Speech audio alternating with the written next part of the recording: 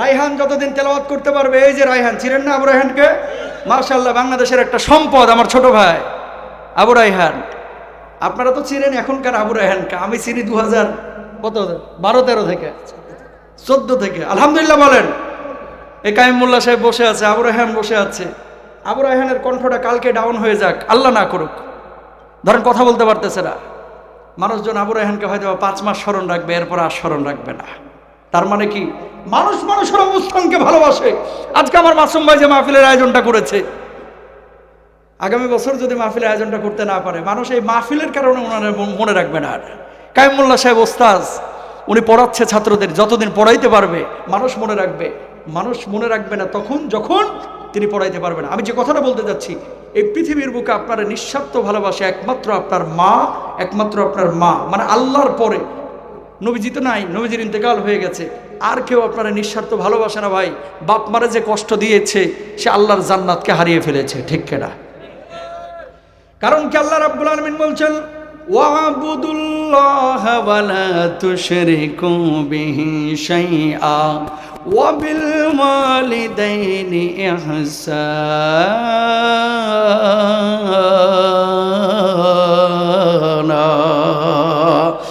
আল্লাহ রাব্বুল আলামিন বললেন, আল্লাহর ইবাদত করো, আল্লাহর সঙ্গে কাউকে শরীক করো না, আর বাপ মার সঙ্গে ভালো আচরণ করো। এই দুনিয়ার জিন্দেগিতে আল্লাহ রাব্বুল আলামিন যে কোরআনের মাধ্যমে নামাজ ফরজ করেছে, যে কোরআনের মাধ্যমে রোজাকে ফরজ করেছে, ওই আল্লাহ রাব্বুল আলামিন, আল্লাহ রাব্বুল আলামিন কোরআনের মাধ্যমে বাপ মার খেদমতকে আবশ্যক করে দিয়েছে। ও ভাই, বাপ মার খেদমত করেন আল্লাহর জান্নাত হাসিল করার জন্য। আল্লাহর নবী বলেছেন, হুমা জান্নাতুকা ওয়া নারুক, বাবা মা তোমার জান্নাত, বাবা মা তোমার জাহান্নাম। বাপ মাকে খুশি রাখো, আল্লাহ রাব্বুল আলামিনের জান্নাতে তুমি যাবা। আর বাপ মাকে খুশি রাখবা, আল্লাহ রাব্বুল আলামিনের জাহান্নামে তুমি যাবা। আল জান্নাতু তাহতা আকদামিল উম্মাহাত, মায়ের পায়ের নিচে তোমার বেহেশত। আল্লাহর নবী সাল্লাল্লাহু আলাইহি ওয়াসাল্লাম বাপ মাকে কতটা মূল্যায়ন করতে বলেছেন, একটা হাদিস শুনেন, স্পষ্টভাবে বুঝতে পারবেন। আল্লাহর নবী বলেছেন, সালাতুন লা ইয়াদখুলুনাল জান্নাহ, 3 শ্রেণীর মানুষ আছে যারা জান্নাতে যাইতে পারবে না। ওয়ালা ইউকাল্লিমুহুমুল্লাহু ইয়াওমাল কিয়ামাতি ওয়ালা ইয়ানদুরু ইলাইহিম, আল্লাহ কিয়ামতের ময়দানে তাদের সঙ্গে কথা বলবে না, আল্লাহ তাদের দিকে তাকাবে না। 1 নম্বর হচ্ছে আল আক্কু বিওয়ালিদাই, বাপ মার অবাধ্য সন্তান। 2 নম্বর হচ্ছে ওই সমস্ত পুরুষ, ওই সমস্ত নারী যারা নারী হয়ে পুরুষের মতো চলাফেরা করে, আর যারা পুরুষ হয়ে নারীর মতো চলাফেরা করে। আছে না নাই? মনে মনে নিজেরা নারী ভাবছে, পুরুষ থেকে সে নারী হয়ে যাচ্ছে। মনে মনে নারী একজন, সে নিজেকে পুরুষ ভাবতেছে। পশ্চিমা বিশ্বের কেউ কেউ বলতেছে সে নিজেকে পুরুষ দাবি করলে সে পুরুষ হয়ে যাচ্ছে। ওই আলোচনায় আজকে গেলে অনেক সময়ের প্রয়োজন, আমি সেদিকে যেতে যাচ্ছি না। 2 নম্বর, মান তাশাব্বাহা বিকওমিন ফাহুয়া মিনহুম, আপনি নারী হওয়ার পরে যদি পুরুষের বেশভূষা, আর পুরুষ হওয়ার পরে যদি নারীর বেশভূষা গ্রহণ করেন, আল্লাহর জাহান্নামে আপনাকে ঢুকতে হবে, ঠিক কিনা ভাইরা আমার? নবীজি বলেছেন, কিয়ামতের আগে এমন কিছু নারী বাইর হবে, পোশাক পরবে কিন্তু ভেতর উলঙ্গের মতো দেখা যাবে। ওই যে ওয়ালা বিসুল হারির, মুহাদ্দিসিনরা এটার ব্যাখ্যা করতে গিয়ে বলেছেন, এমন পোশাক পরিধান করবে ছেলেরা এবং মেয়েরা, পোশাক পরবে কিন্তু ভেতরের আকার আকৃতি সব বোঝা যাবে। আজকে যুবকদের দিকে তাকান না, মাশাআল্লাহ প্যান্ট একটা পরছে, যত ছেঁড়া তত ফ্যাশন। ও কথা কয় না, কুকুরে সাইটা সাইটা যেন প্যান্টের রং উঠে হেলাইছে, এটাই নাকি এখন ফ্যাশন। কথা কন না কেন? বিড়ালে কামড়ায় কামড়ায় খাম করে রাখছে, এটাই নাকি এখন ফ্যাশন। এরকম যদি হয়, আহা। আর কিছু যুবক আছে মাশাআল্লাহ, জোহরের নামাজে যায়, টাইট প্যান্ট পরছে, নিচে জিন্স, ওপরে ছোট জামা, গ্যাসের রুকুতে পেছন দিয়ে ফারাক্কাবাদ পুরাই খোলা। কথা কন না কেন? নিচে লাল পড়ছে না নীল পড়ছে, এও বোঝা যায় তুমি কেমন পর্দা করলা, তুমি আল্লাহর দুশমন, ঠিক কিনা? আর আমার মা বোনদেরকে বলি, আল্লাহ রাব্বুল আলামিন পর্দা দিয়েছেন নিজেকে ঢেকে রাখার জন্য। এখন এমন কিছু বোরকা বাইর হয়েছে, যে বোরকাগুলোতে পর্দা তো দূরের কথা, এই বোরকাগুলো পরার চাইতে আমার কাছে মনে হয় ওই শাড়ি দিয়ে ঢাইকা ঢুকে পরাই ভালো ছিল। কারণ ফ্যাশনেবল বোরকা কিছু বাইর হয়েছে ভাই, বিশ্বাস করেন, এমন টাইট, নিচের ওপরের সব আকার আকৃতি বোঝা যায়, সম্পূর্ণরূপে হারাম, ঠিক কেনা ভাই? কই বাদুর বোরকা, জিন বোরকা, কাউয়া বোরকা, শালিক বোরকা, কত বোরকা। আল্লাহ এদেরকে হেদায়েত দান করুক, আমিন বলেন। নারীরা উপরে খোপা বাঁধবে, উটের পিঠের মতো কুঁজ হয়ে থাকবে। কিছু মহিলা মাশাআল্লাহ খুব দিনদার, আলহামদুলিল্লাহ, কোনো সন্দেহ নাই। আর কিছু মা বোন আছে দেখবেন হিজাব করে, এখানে খোপাটার উঁচু করে রাখছে, মুখে আবার আটা ময়দা সুজি 1.5 কেজি মারছে। কথা বলেন ঠিক কিনা? এই জামানা হচ্ছে প্রতারকদের জামানা। মানে কিছু মানুষের কথা বলতেছি, কিছু মানুষের। যুবক এখনই সতর্ক না হলে বিয়ের পরে তুমিও কিন্তু ধরা খাইবা। কথা বলেন। এগুলো করবেন না, এগুলো হারাম। এগুলো কি হারাম। যদি সাজতেই হয় বাড়ির মধ্যে সাজেন।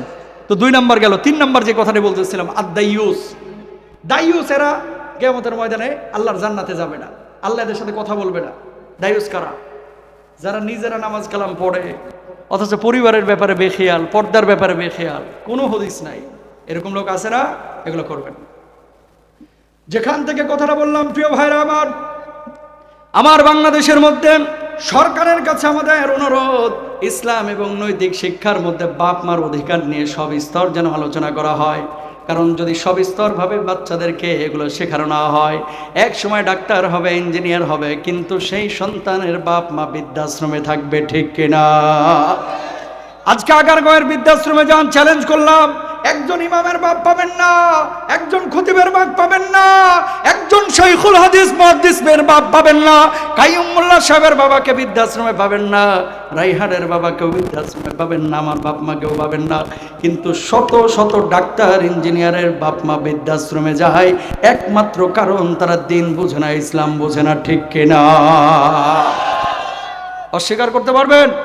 এজন্যই বলি বাপ মাদেরকে, সন্তানকে যদি সকালবেলায় আপনারা বক্তব্যে না পাঠান, যদি মাদ্রাসায় কোরআনের টাচে রাখতে না পারেন, তার আগারগাঁওয়ের বৃদ্ধাশ্রমে আপনার সিটটা আগেই বুকিং দিয়ে রাখেন। ঠিক করে ভাইরা আমার, বুঝলে বুঝপাতা, না বুঝলে তেজপাতা, বাস্তব কথা। মাশাআল্লাহ, মাশাআল্লাহ। ও কি এখানে কি জামাত হয় নাই? এশার জামাত হয় নাই? তাহলে ও মাসালা, আচ্ছা আচ্ছা। আমি মনে করছি যে মানে যে এখানে, আচ্ছা ঠিক আছে, বুঝছি বুঝছি বুঝছি। 5 মিনিট, 5 মিনিট। আচ্ছা ওটা দেবো, বুঝুন না আসছে না। আচ্ছা আমার ভাই কিছু মনে করেন না, কমিটির একজন নির্ভরযোগ্য ব্যক্তি, বলেন তো কয়টা পর্যন্ত আমি টানবো? হ্যাঁ ভাইজান বলেন তো। মানে প্রথম বছর তো, এজন্য একটু ওনাদেরও কিছু, হ্যাঁ সকাল থেকে শুরু হয়েছে। জি জি জি, আচ্ছা আচ্ছা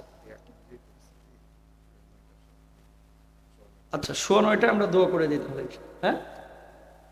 আর তাহলে আমাদের রায়হানকে আমি 9টায় দিয়ে দিচ্ছি, আমি আর 15 মিনিট আলোচনা করি ইনশাল্লাহ, তারপরে দোয়া করে। কি কষ্ট নেন না ইনশাল্লাহ বলেন। এত সুন্দর একটা আয়োজন করেছে ভাইয়েরা, আল্লাহ তাআলা এই আয়োজনটাকে নাজাতের ওসিলা বানায় দেন। আমিন বলেন, জোরে বলেন আমিন। যে কথা বলছিলাম, সন্তানদেরকে কোরআনের টাচে রাখেন, দ্বীনের টাচে রাখেন। ডাক্তার ইঞ্জিনিয়ার হওয়া হারাম না, নিষিদ্ধ না, কিন্তু শুধু ডাক্তার ইঞ্জিনিয়ার বানাইয়া নীতি নৈতিকতা কোরআনের শিক্ষা যদি না দিতে পারেন, নিজের আশ্রয়স্থলটাকে বৃদ্ধাশ্রমে করে রাখেন। ঠিক কিনা ভাইরা আমার? হুমা জান্নাতুল কনার। আল্লাহ নবী সাল্লাল্লাহু আলাইহি ওয়াসাল্লাম বসা, এমন মুহূর্তে বিশ্বনবী সাল্লাল্লাহু আলাইহি ওয়াসাল্লামের সামনে কয়েকজন সাহাবী দাঁড়িয়েছেন। আল্লাহ নবীকে বলছেন, ইয়া রাসূলুল্লাহ, যুদ্ধে যাব, আপনি আমাদেরকে অনুমতি দেন। আল্লাহ নবী সাল্লাল্লাহু আলাইহি ওয়াসাল্লাম বললেন, তোমাদেরকে যুদ্ধে যাওয়ার পারমিশন দেওয়া হলো, যাও যাও। এবার পেছন থেকে একজন সাহাবী বলছে, গো নবীজি, আমাকেও যুদ্ধে যাওয়ার পারমিশন দেন। আল্লাহ নবী বললেন, যুবক, ঘরের মধ্যে কে আছে? কই ঘরের মধ্যে আমার বুড়িমা আছে। আল্লাহ নবী সাল্লাল্লাহু আলাইহি ওয়াসাল্লাম বললেন, তুই তোর বুড়িমার কাছে যা, বুড়িমার খেদমত কর, আল্লাহ রাব্বুল আলামিন তোর সওয়াবটা ভরপুর করে দিবে। এবার যুবক বললেন, আল্লাহ নবী, ওই সাহাবীরা যুদ্ধের ময়দানে যাচ্ছে, আমি তো যুদ্ধের ময়দানে যাইতে পারলাম না, আল্লাহ রাব্বুল আলামিন কে আমারে সওয়াব দেবে? কয় ঘরের মধ্যে তুই তোর বুড়িমার খেদমত করবি, আল্লাহ রাব্বুল আলামিন ওই জিহাদের ময়দানে তারা যুদ্ধ করার কারণে যে সওয়াব দেবে, আল্লাহ রাব্বুল আলামিন তোর আমলনামায় সেই সওয়াবের ব্যবস্থা করে দিবে। না আরো আস্তে কোন সুবহানাল্লাহ, গুনাহ হবে। জোরে বলেন সুবহানাল্লাহ। বুড়া বাপ মারে কষ্ট দিয়েন না। আপনি আপনার এই যে বাপটারে, বুড়া বাপ মারে অনেকে বোঝা মনে করে, আর কিছু লোক আছে, কিছু চামুন্ডা পোলাপান আছে, চামুন্ডা, নিজের বাপ মারে কি মনে করে জানেন? বোঝা বোঝা। ওই 4 ভাই আছে না, ঘুরায় ফিরে খালি 2-3 ভাইয়ের ঘরে পাঠায় আর নিজের ঘরে রাখ।